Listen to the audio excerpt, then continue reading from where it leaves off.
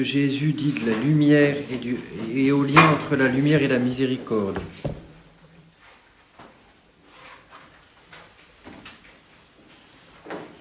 Trop facilement, je trouve, on peut avoir tendance à opposer la vérité et la miséricorde.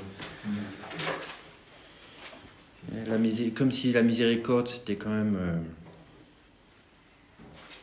moins vrai que la justice, quoi. Un peu moins vrai que la justice, quoi. Alors que si on est attentif à ce que Jésus nous dit de la lumière, justement, on voit que la lumière dont il nous parle, c'est la lumière de sa miséricorde. Donc on revient au chapitre 12 de Saint Jean, verset 35. Jésus leur dit : « Pour peu de temps encore, la lumière est parmi vous. Marchez tant que vous avez la lumière, de peur que les ténèbres ne vous saisissent. Celui qui marche dans les ténèbres ne sait pas où il va. Tant que vous avez la lumière, croyez en la lumière afin de devenir des fils de lumière. »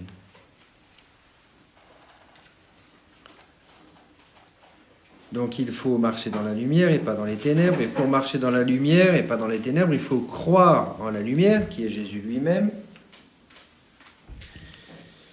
afin de devenir des fils de lumière. C'est quelque chose qu'on retrouve aussi chez saint Paul dans l'Épître aux Éphésiens. Vous savez, vous êtes fils de lumière, vous n'appartenez pas aux ténèbres, comportez-vous en fils de lumière.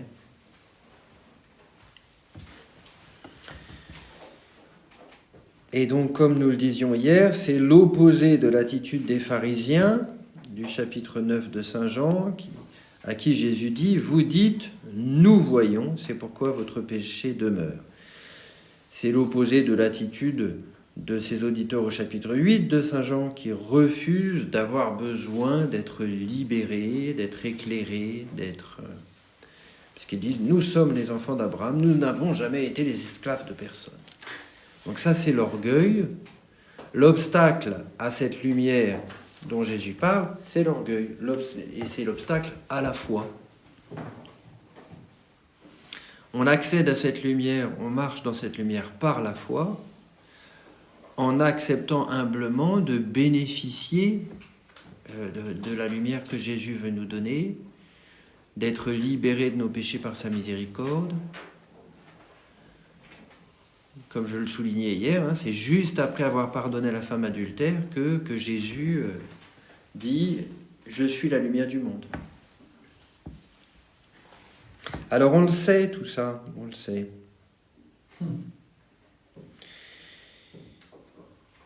Mais voilà, il faut le vivre et c'est pas si simple. Et la séparation entre la lumière et les ténèbres, elle se durcit dans ces derniers jours de Jésus avant sa passion. On verra au chapitre 13, quand Judas sort du cénacle, c'est au chapitre 13, verset 30, « Aussitôt la bouche est prise, il sortit, il faisait nuit. » Eh bien oui, il faisait nuit, c'est pas pour rien. C'est là, Judas, il a choisi les ténèbres.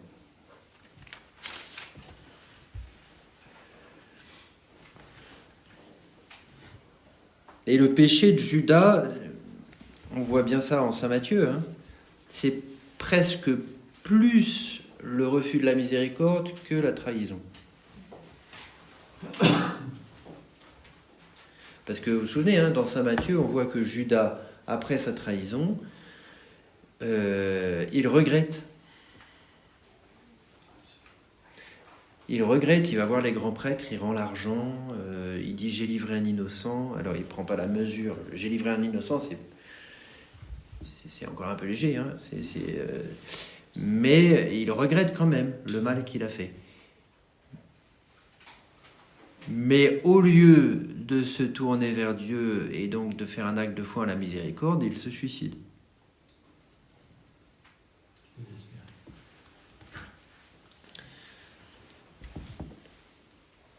C'est presque plus... Voilà, cet acte-là est presque plus grave que la trahison elle-même.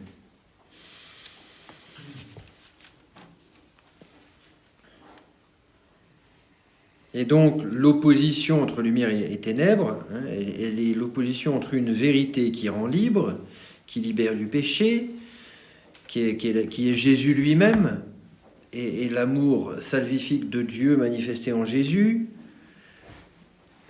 À cette lumière, on adhère, on la reçoit par la foi, et en recevant la miséricorde de Dieu, le pardon de nos péchés. Donc ça, c'est la lumière. Et puis l'opposé, les ténèbres, c'est l'orgueil mensonger et meurtrier de ceux qui estiment ne pas avoir besoin de la miséricorde.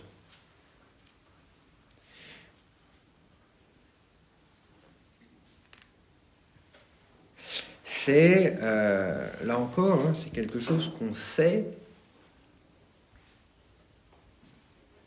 et qui est quand même pas si simple à vivre. On est tout le temps tenté de vouloir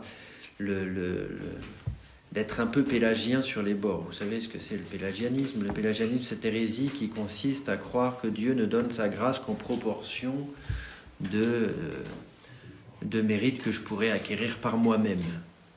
En proportion de mes capacités humaines à la recevoir. Concrètement, ça donne des spiritualités où c'est moi qui fais, c'est moi qui fais pénitence, c'est moi qui acquiert la vertu, tout seul, et la grâce arrive comme la cerise sur le gâteau. Oh, like the icing on the cake, comme on dit. Mais pourquoi c'est faux ? Et pourquoi c'est faux ? Parce que sans la grâce, je ne peux pas acquérir la vertu, je ne peux pas faire le bien, je ne peux pas coopérer à l'action de Dieu. Donc la grâce est première. Elle n'arrive pas comme une conclusion en proportion de ce que j'ai fait. Comme dit saint Jean, il nous a aimés le premier. En ceci nous avons connu la boue, non pas que nous ayons aimé Dieu, mais qu'il nous a aimés. Alors certes, ce don de la grâce, il est extrêmement exigeant. Il demande de nous une coopération plénière, un don plénier de nous-mêmes. Mais la grâce de Dieu est première, le don de sa miséricorde est premier. Je ne sais pas si vous connaissez la prière scout, qui est en fait la prière de saint Ignace. Seigneur Jésus, apprenez-nous à être généreux, à vous servir comme vous le méritez, à donner sans compter, à combattre sans souci des blessures, à travailler sans chercher le repos, à nous dépenser sans attendre d'autres récompenses que celle de savoir que nous faisons votre sainte volonté. Alors, il y a une manière très pélagienne, qui n'était sûrement pas la manière de saint Ignace, de vivre de ce type de spiritualité, voyez ? C'est moi qui fais, c'est moi qui suis généreux, c'est moi qui me donne et qui me sacrifie, mais c'est tout le temps moi, vous voyez. Et on peut tomber dans ce piège-là, spirituellement. Et c'est un vrai piège, parce que du coup, c'est moi et qui est au centre, et c'est pas le don de Dieu. Et c'est le piège des pharisiens. C'est le piège des pharisiens. Alors, ne me faites pas dire ce que j'ai pas dit. Ne me faites pas dire ce que j'ai pas dit. Je ne dis pas que saint Ignace était pharisien, que la spiritualité ignatienne, c'est de l'affreux pélagianisme. Non, je ne dis pas ça. Je dis que on peut mal comprendre et on peut mal en vivre.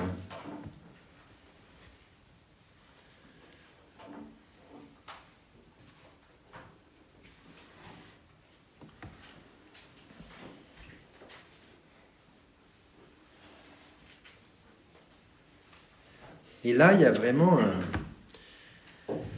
voilà, comme dit Jésus à Nicodème, tel est le jugement, la lumière est venue dans le monde, les hommes ont préféré les ténèbres.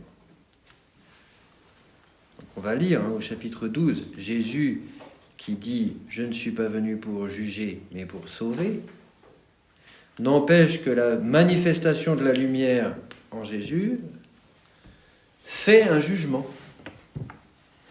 Parce que où on ouvre son cœur à la miséricorde de Dieu, ou pas.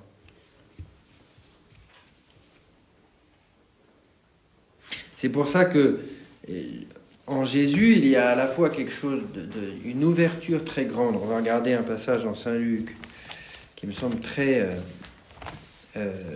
significatif de ça.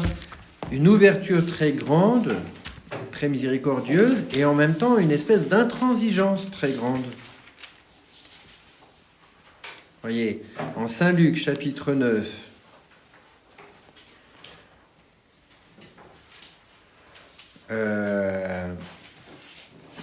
c'est un moment d'ailleurs où Jésus corrige notre Père Saint Jean. Luc, chapitre 9, verset 49. Jean prit la parole et dit, « Maître, nous avons vu quelqu'un expulser des démons en ton nom, et nous voulions l'empêcher parce qu'il ne te suit pas avec nous. » La tentation de l'esprit de parti. Mais Jésus lui dit, « Ne l'en empêchez pas, car celui qui n'est pas contre vous est pour vous. » Donc Jésus, tolérant, entre guillemets, acceptant, mais ne l'en empêchez pas, parce que voilà, il fait du bien, cet homme. Et il le fait en mon nom, en plus. Et puis, un chapitre plus loin, ou deux. Non, 2 chapitres plus loin, donc Luc 11, 23, « Qui n'est pas avec moi et contre moi, qui n'amasse pas avec moi, dissipe. » Alors là, on se dit, Jésus, du coup, c'est tranché. Donc Jésus est à la fois capable de recevoir toute bonne volonté et toute parcelle de vérité, si imparfaite qu'elle soit. D'ailleurs, c'est ce qu'on voit bien le jour de l'entrée triomphale de Jésus à Jérusalem. Il accueille la bonne volonté de tous ces gens qui l'acclament comme le roi, le fils de David, même si leur foi, elle va sans doute pas suffisamment loin, ils n'ont pas encore vraiment découvert que Jésus était le fils de Dieu. N'empêche que ce qu'ils disent est vrai, Jésus l'accueille. Il n'éteindra pas la mèche qui faiblit, il n'écrasera pas le roseau froissé. Vous voyez, ça c'est la douceur de Jésus dans sa miséricorde. Et en même temps, et c'est pas contradictoire du tout, Jésus dit celui qui n'est pas avec moi est contre moi, celui qui n'amasse pas avec moi disperse. Donc il nous dit il y a une question de vie ou de mort. Vous devez croire en moi. Moi je suis là pour vous ouvrir le salut. Il faut ouvrir vos cœurs. C'est vital. C'est pas un détail, c'est pas une option. Et donc quand Jésus parle de la lumière et des ténèbres, c'est de ça qu'il parle. De son désir de nous faire bénéficier de la miséricorde du Père et du caractère absolument vital pour nous d'ouvrir nos cœurs à la miséricorde. Et la miséricorde, c'est pas facile, c'est pas la voie de la facilité, la miséricorde. C'est pas cool, vous voyez, la miséricorde. C'est pas cool du tout. C'est extrêmement exigeant.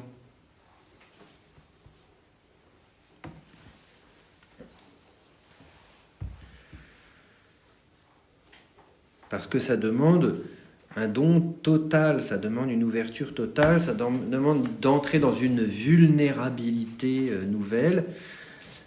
C'est d'ailleurs un signe fort de ça, et d'ailleurs l'onction de Béthanie. Vous voyez, Marie, la sœur de Lazare, en oignant les pieds de Jésus, elle accepte d'entrer dans cette mesure nouvelle de la miséricorde, ou des mesures nouvelles de la miséricorde, où elle donne son comté, elle donne tout de manière apparemment folle, et puis du coup elle se met dans une situation de vulnérabilité, d'être critiquée, d'être pas comprise, d'être attaquée, d'être...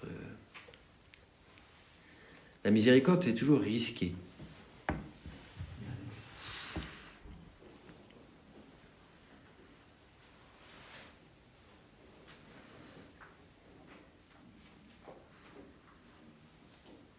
Il y avait quand j'habitais à Pondichéry, il y avait cette dame, Madeleine de Blic, une dame belge qui a vécu 60 ans à Pondichéry et qui avait fait beaucoup d'œuvres sociales. et qui par certains côtés, elle est morte l'an dernier, mais par certains côtés, elle avait des côtés très insupportables, et en même temps, elle avait des côtés extrêmement édifiants. Et ce qui était extrêmement édifiant chez elle, c'est qu'elle aidait des gens avec une espèce de miséricorde surabondante, sans limite. Parce que vous voyez, il y a des gens qui sont vraiment difficiles à aimer, et qui sont vraiment difficiles à aider. Vous voyez, il y a des gens qui mordent la main qu'on leur tend, quoi. Il y a des gens qui vous trahissent un coup, un deuxième coup, un troisième coup, qui créent tous les problèmes pour vous.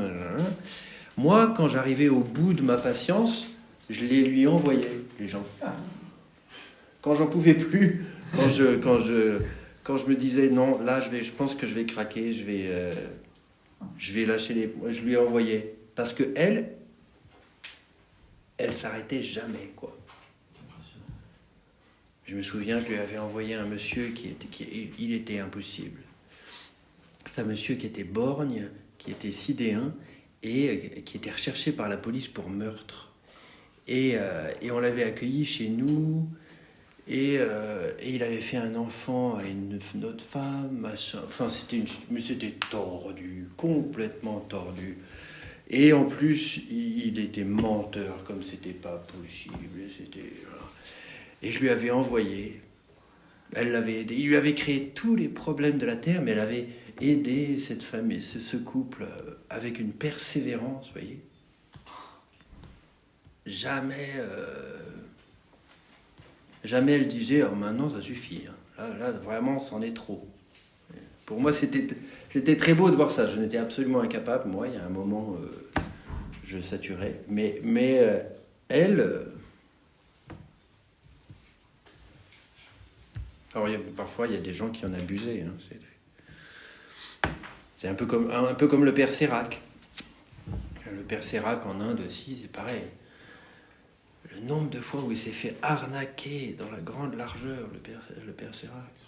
Sans arrêt. À un moment, les jésuites lui avaient coupé les fonds parce qu'il donnait trop de... Les gens abusaient de sa miséricorde. Il y a quelque chose de... Alors, c'est pas forcément à imiter matériellement, mais il y a quelque chose de... Ça nous dit quelque chose de ce que c'est que la miséricorde. Sortir d'un calcul, sortir des limites d'une prudence exclusivement humaine, voyez, pour rentrer dans une mesure, une manière d'aimer, une espèce de... Vous voyez, la miséricorde de Dieu pour nous se manifeste quand même beaucoup par sa patience inlassable. Se manifeste beaucoup quand même par le caractère fou de son don.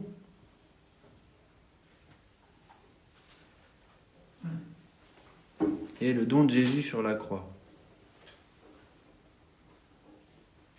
Le don de Jésus dans l'Eucharistie. Il les aime. On va lire ça dans le chapitre 13. Il les aima jusqu'à la fin. Il n'y a pas de plus grand amour que de donner sa vie pour ceux qu'on aime. Et nous, en face, on est là et y a des jours, on ne répond pas, ou on est même capable de complètement fermer notre cœur. Eh bien, ça ne limite pas son don. Ça ne limite pas son don. Et quand on reçoit l'Eucharistie, quelle que soit notre disposition, que notre cœur soit ouvert dans la ferveur de la foi, ou que notre cœur soit absolument fermé, ou même qu'on soit dans... il peut arriver que certaines personnes communient de manière sacrilège, ou avec une mauvaise intention, ou alors sans absolument avoir conscience de ce qu'ils font. Eh bien, quelle que soit notre disposition, c'est le corps du Christ. Le don, l'objectivité du don n'en est pas diminuée. Il y a ce côté absolument démesuré. C'est très différent de ce qu'on avait lu là sur vous voyez, le débat au Conseil des Juifs qui décide la mort de Jésus avec Caïphe, qui a tout ce raisonnement, il est meilleur pour le peuple que... Vous voyez, ce calcul stratégique qui se donne des raisons un peu mensongères. Jésus, c'est vraiment très différent. C'est le don sans compter, sans calculer, sans... On va revoir ça au début du chapitre 13, c'est très frappant.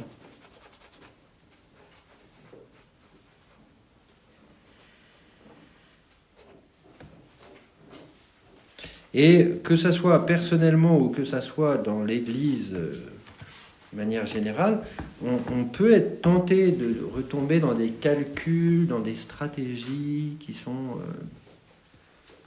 pas tellement selon l'Évangile. Il y a une histoire que j'aime bien par rapport à l'histoire de l'Église, c'est l'histoire de Pie IX. Je ne sais plus d'où est-ce que je la sors. Vous avez Pie IX en 1871, le bienheureux Pie IX. Il était dans une situation très tendue. C'est le moment où les armées de Garibaldi faisaient la guerre aux armées pontificales. À l'époque, le pape avait une armée.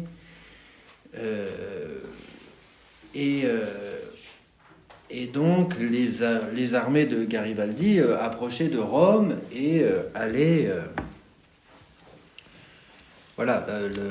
Rome allait être prise.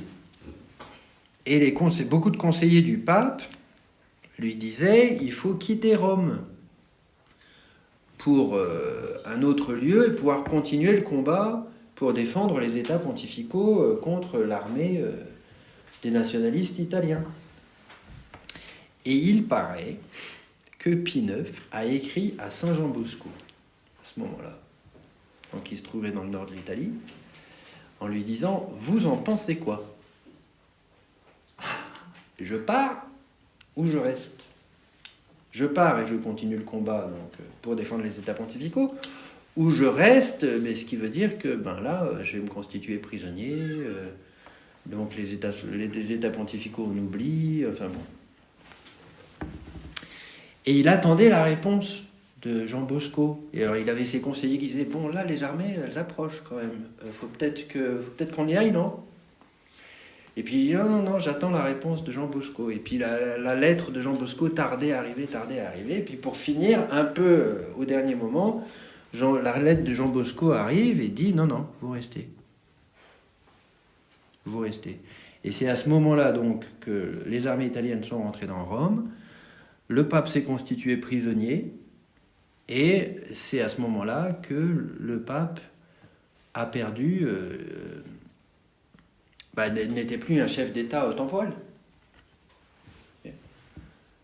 À partir de ce moment-là, le pape n'avait plus d'armée, n'avait plus un État, et c'est donc un appauvrissement, mais qui va dans un sens assez évangélique.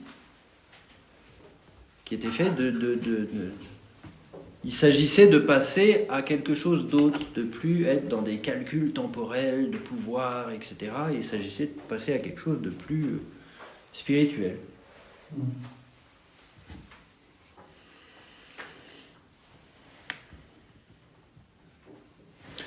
Alors, continuons. Ainsi parla Jésus, et s'en allant, il se déroba à leur vue. Bien qu'il eût fait tant de signes devant eux, ils ne croyaient pas. Donc je suis au chapitre 12, verset 37. Bien qu'il eût fait tant de signes devant eux, ils ne croyaient pas en lui, afin que s'accomplît la parole dite par Isaïe le prophète, « Seigneur, qui a cru à notre parole ? Et le bras du Seigneur, à qui a-t-il été révélé ?»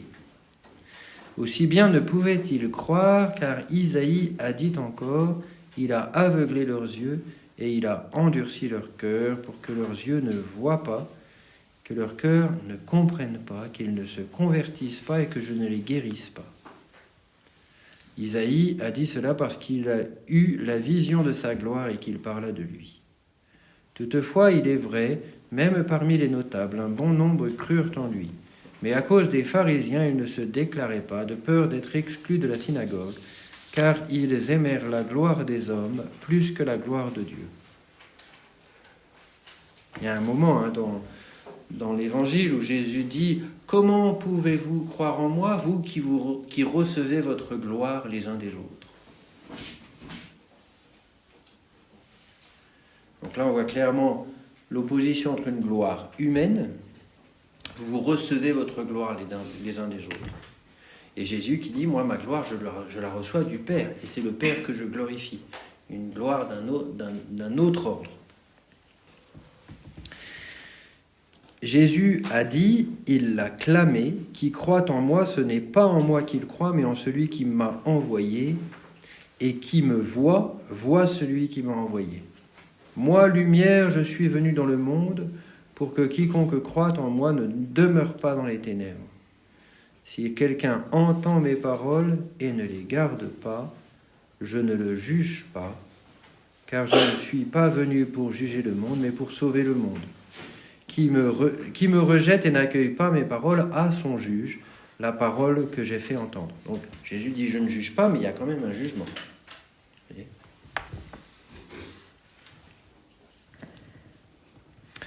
C'est elle qui le jugera au dernier jour. Car ce n'est pas de moi-même que j'ai parlé, mais le Père qui m'a envoyé m'a lui-même commandé ce que j'avais à dire et à faire connaître. Je sais que mon commandement est vie éternelle. Ainsi donc ce que je dis, tel que le Père me l'a dit, je le dis.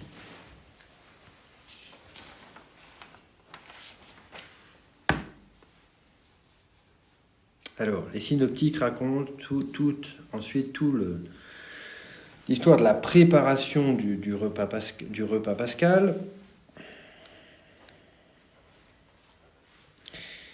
Et Saint Jean, lui, raconte le lavement des pieds.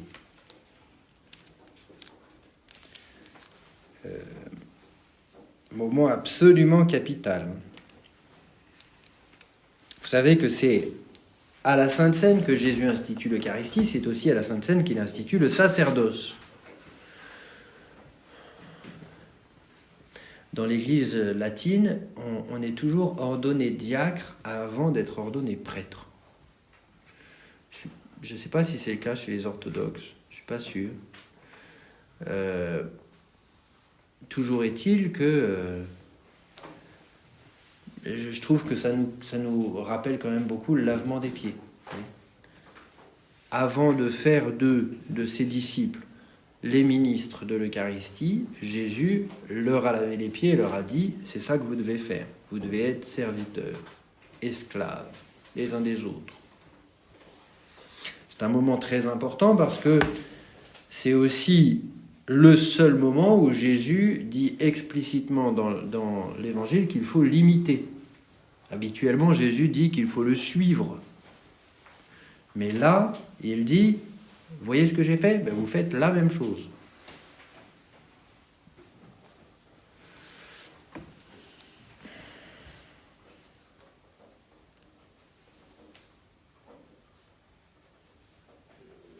Avant la fête de la Pâque, Jésus, sachant que son heure était venue de passer de ce monde vers le Père, ayant aimé les siens qui étaient dans le monde, les aima jusqu'à la fin.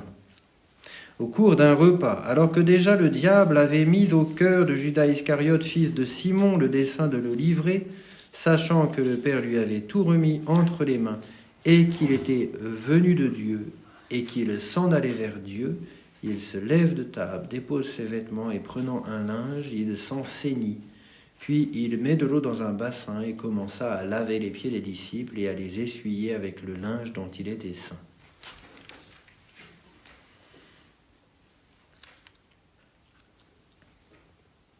Là encore, je trouve que le contraste est extrêmement frappant. Voyez, on a vu à la fin du chapitre 11 un peu le complot des grands prêtres qui s'organisent. On a l'impression qu'ils font un travail de réseau, vous voyez. Alors, s'il y a quelqu'un qui sait où il se trouve, il faut nous le dire pour qu'on puisse aller l'arrêter. On voit Caïphe qui donne des justifications théologiques à ce complot. On voit ici le diable qui agit, alors la stratégie diabolique qui agit dans le cœur de Judas, qui se sert de la jalousie des grands prêtres. Et donc, il y a cette espèce de grande machine du mal qui est en route. Et face à ça, il y a Jésus. Et Jésus, vous voyez, il ne fait pas un contre-complot. Vous voyez. Il ne dit pas à ses disciples, bon, va falloir qu'on fasse une réunion. Je vous explique, nous sommes assiégés, donc la stratégie que nous allons mettre en place, c'est celle-ci. Nous allons mener l'adversaire à la défaite par une méthode très efficace. Non, vous voyez, et Jésus, il n'est pas du tout au même étage, quoi. Il n'est pas du tout au même niveau. Il n'est pas là à chercher la bonne stratégie pour répondre à la stratégie du démon. C'est l'inverse. Jésus, c'est pas de stratégie, pas de tactique, vous voyez. Il enlève son vêtement et se met à genoux aux pieds de ses disciples, il leur lave les pieds.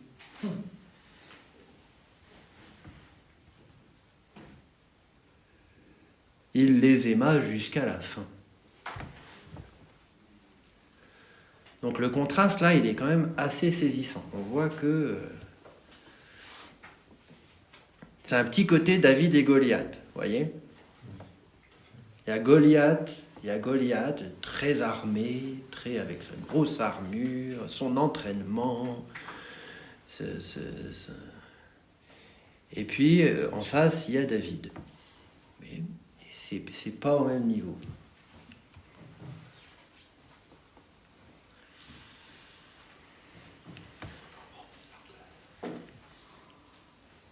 C'est important parce que, là encore, derrière, il y a le mystère de l'Église. Hein, parce que, en particulier de l'Église hiérarchique. Parce que, on pourrait dire, à la Sainte Seine,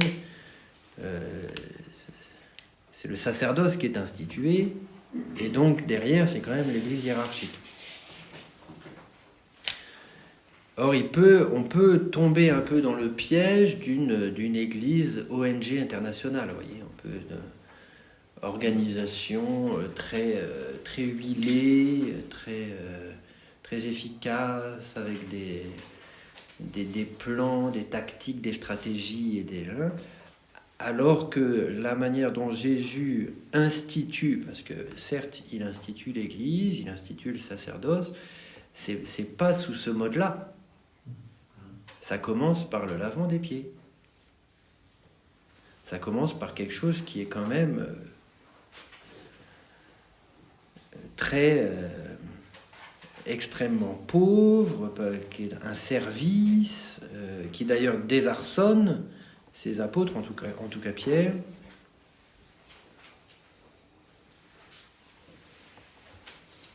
On aimerait un peu savoir où était la Vierge Marie à ce moment-là. Ça serait bien de le savoir. Jean-Paul II, dans sa dernière encyclique qui est sur l'Eucharistie, il dit quand même, elle était forcément là. Hein. Forcément, elle était là. C'est pas possible qu'elle soit ailleurs.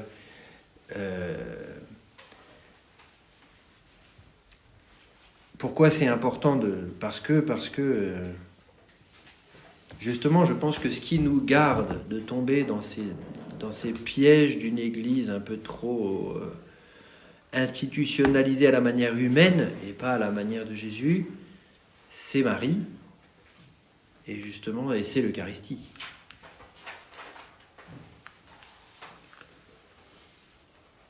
Frère Thibault, qui nous a prêché une retraite en février, nous rappelait aux frères et sœurs que Origène, père de l'Église, IIe siècle, dit pour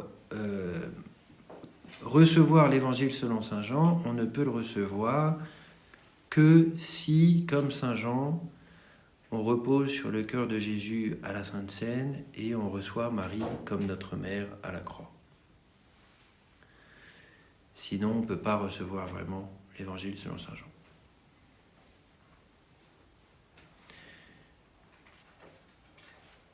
Et je pense que c'est pour nous, si nous voulons vivre du mystère de l'Église. Jean-Paul II aussi disait ça, quelque chose comme ça, parce que il dit ça d'ailleurs dans un discours à la Curie dans les années 80. C'est rigolo que ça soit dans un discours à la Curie d'ailleurs. Et il dit, il y a le profil marial de l'Église et il y a le profil pétrinien. C'est-à-dire l'alliance avec Marie et l'alliance avec Pierre. Et Et le profil marial est premier et principal. Et le profil pétrinien, c'est-à-dire la hiérarchie, les sacrements, est au service du profil marial, l'alliance avec Marie, qui est un mystère de sainteté. Alors, ça va sans dire, mais ça va mieux en le disant.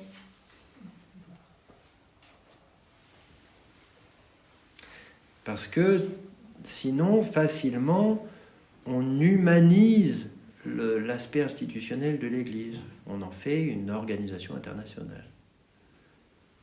Un peu à la manière... Alors bien sûr qu'il faut bien être organisé. Il faut bien qu'il y ait des choses qui sont nécessaires à toute communauté humaine, incluant l'Église. Mais il y a une question d'ordre. Parce que c'est d'abord un mystère de sainteté. Et donc un mystère d'une alliance personnelle de Dieu avec chacun des membres de son corps, du corps du Christ. Alors, continuons à lire le chapitre 13. Il vient donc à Simon-Pierre, qui lui dit « Seigneur, toi me laver les pieds ?» Jésus lui répondit « Ce que je fais, tu ne le sais pas à présent, par la suite, tu comprendras. » Pierre lui dit « Non, tu ne me laveras pas les pieds jamais. » Jésus lui répondit « Si je ne te lave pas, tu n'as pas de part avec moi. » Simon-Pierre lui dit « Seigneur, pas seulement les pieds, mais aussi les mains et la tête. »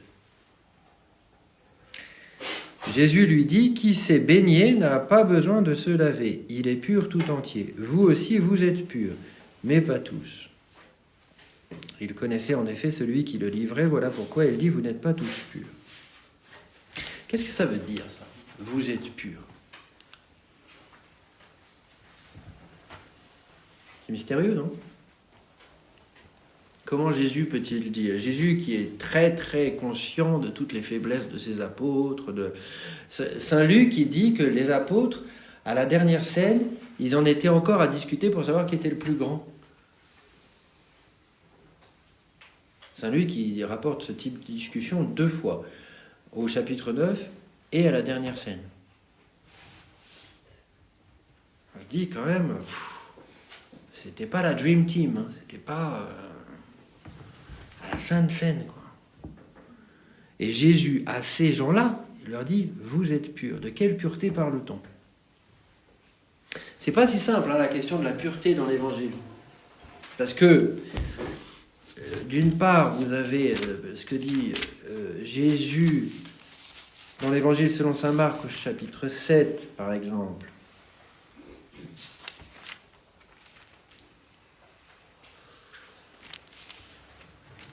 Quand il dit...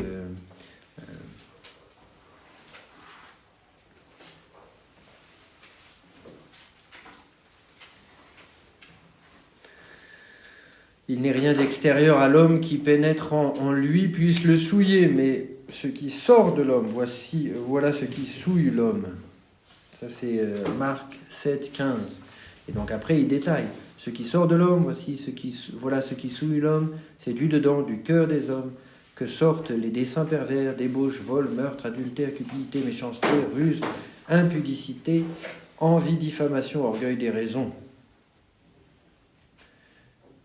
Donc là, Jésus nous parle d'une pureté morale. Il passe d'une pureté rituelle à une pureté morale. Mais en même temps, la pureté à laquelle il nous invite, c'est plus qu'une pureté morale. L'évangile, c'est pas juste de la super vertu. C'est plus que ça.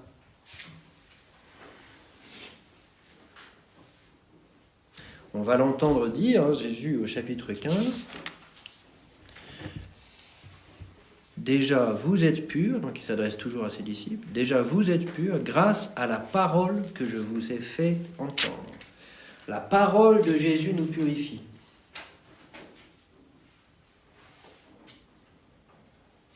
Saint Pierre, dans les Actes des Apôtres, quand il est pris à partie parce qu'il a été prendre son repas avec des païens et qu'il a été baptisé la maison du centurion Corneille, là, il répond, oui, mais le Seigneur, il a purifié leur cœur par la foi. Le Seigneur, il a purifié leur cœur par la foi.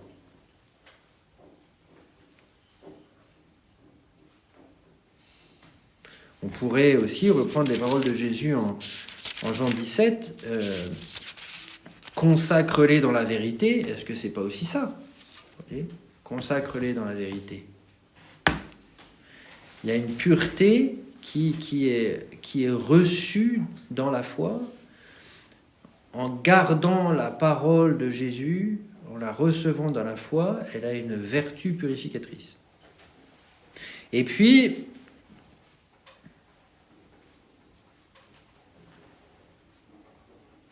plus profondément, il y a ce dans quoi la foi nous fait entrer, c'est cette pureté nouvelle qui vient du sang de l'agneau. Ils ont lavé leur robe dans le sang de l'agneau. Saint Paul, il en parle souvent, il dit « Nous avons été justifiés en son sang ». Donc là, c'est la vertu purificatrice du sacrifice de Jésus. L'Épître aux Hébreux rentre beaucoup dans les détails là-dessus en disant « Dans l'Ancien Testament, les sacrifices n'effectuaient pas cette purification du péché. Dans la Nouvelle Alliance, l'unique sacrifice, on n'a pas besoin de le répéter parce que celui-là, il est efficace. Il nous purifie de nos péchés. » C'est ce sacrifice dans lequel le prêtre et la victime ne font qu'un. Sacrifice de Jésus sur la croix. Alors, c'est ça qui est compliqué, parce qu'à la fois, c'est donc une pureté qui est reçue, et en même temps, le passage que nous venons de lire dans l'Évangile selon saint Marc, on voit bien qu'il y a quand même une coopération à lui apporter. Ça ne s'oppose pas à la pureté morale. C'est aussi la référence à l'Épître aux Éphésiens que je faisais juste il y a quelques minutes, en disant Saint Paul qui dit « Donc, vous êtes des enfants de lumière, comportez-vous en enfants de lumière. » C'est-à-dire, vous recevez ça. Oui, mais maintenant, il faut agir en conséquence. Et c'est là où on voit qu'il y a quand même un processus, quoi, qui implique une coopération, un devenir.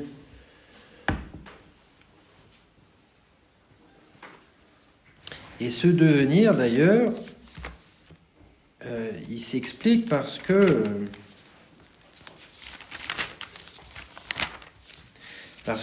la pureté dont Jésus parle, je pense qu'elle a une orientation eschatologique, c'est-à-dire qu'elle nous oriente vers le ciel. Ça, c'est dans la première épître de Saint Jean, au chapitre 3, au début du chapitre 3. « Voyez quelle manifestation d'amour le Père nous a donnée, pour que nous soyons appelés enfants de Dieu, et nous le sommes. Si le monde ne nous connaît pas, c'est qu'il ne l'a pas connu. Bien-aimés, dès maintenant nous sommes enfants de Dieu, et ce que nous serons n'a pas encore été manifesté. Nous savons que lors de cette manifestation, nous lui serons semblables parce que nous le verrons tel qu'il est. C'est pourquoi nous sommes faits, voir Dieu tel qu'il est. Quiconque a cette espérance en lui se rend pur comme celui-là est pur. » Donc, l'espérance de voir Dieu tel qu'il est nous purifie. Bienheureux les cœurs purs, ils verront Dieu. On peut penser à toutes les descriptions dans l'Apocalypse, vous voyez, les descriptions de la Jérusalem céleste avec les pierres précieuses. Elle est faite d'un or transparent comme du cristal. On a même du mal à se représenter les choses imaginativement parce que un or transparent comme du cristal, on ne voit pas trop de quoi il s'agit. Mais c'est toute une manière d'exprimer la pureté, précisément. La pureté de l'épouse de l'agneau qui descend du ciel. Et donc, cette pureté qui nous vient du sacrifice de Jésus, à laquelle nous accédons par la foi en sa parole, à laquelle nous cherchons à coopérer en nous laissant transformer par l'action de l'Esprit Saint, jusque dans notre manière de vivre. On sait que nous en vivrons parfaitement au ciel. C'est pour ça, c'est l'une des choses qui caractérise la Jérusalem céleste. Rien d'impur n'y entrera. Donc on est en tension vers ça.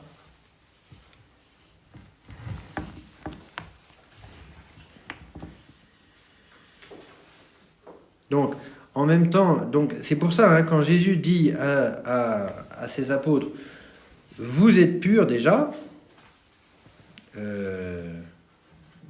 bien sûr que il les canonise pas là, vous voyez, il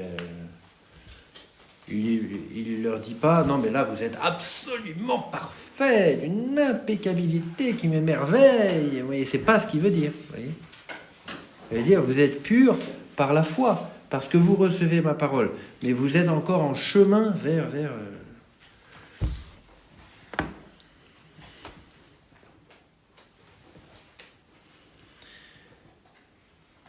cette gloire dont il parle tant à la Sainte Seine.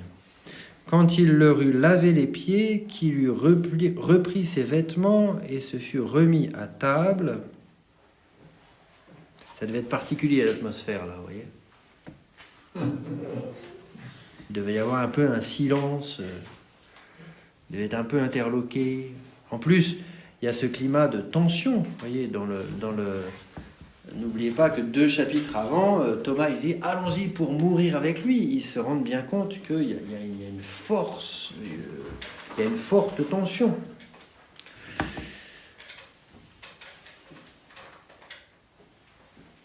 Il leur dit, comprenez-vous ce que je vous ai fait? Vous m'appelez maître et seigneur et vous dites bien car je le suis. Si donc je vous ai lavé les pieds, moi le maître et le seigneur, vous aussi vous devez vous laver les pieds les uns aux autres. Car c'est un exemple que je vous ai donné pour que vous fassiez vous aussi comme moi j'ai fait pour vous. En vérité, je vous le dis, le serviteur n'est pas plus grand que son maître, ni l'envoyé plus grand que celui qui l'a envoyé. Sachant cela, heureux êtes-vous si vous le faites. Ce n'est pas de vous tous que je parle, je connais ceux que j'ai choisis, mais il faut que l'Écriture s'accomplisse.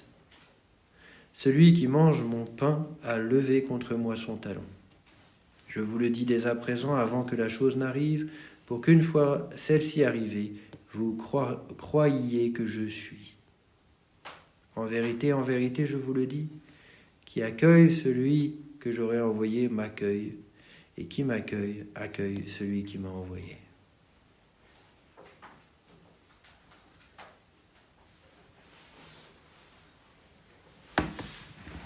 Cette dernière affirmation de Jésus nous fait penser à quelque chose qu'il a dit plus tôt.